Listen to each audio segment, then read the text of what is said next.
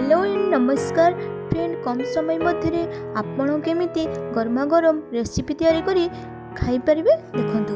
गोटे packet bread नबा ताकू मझिरु दिफाळ करदबा एवं बेसन 100 ग्राम नबा ता सहित स्वाद अनुजाई लुण एवं हालुका बेसन नबा तापरे बेसन को पानी दे गलाइबा देखिबा जेमती पाग बेसी पतला न हुए।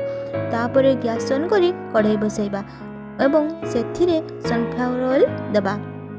तेल गरम होला परे गला जाइथिबा बेसन रे खंडे खंडे पाउरुटी को बुड़ाई छाणिबा। दी साइड भल भाव छाणी होला परे ओल्हाइबा। एमिति सब खंड को छाणिबा। तापरे ता सहित चिल्ली टमाटो एवं कंचा लंका बीट लूण दे खाइबा को दबा।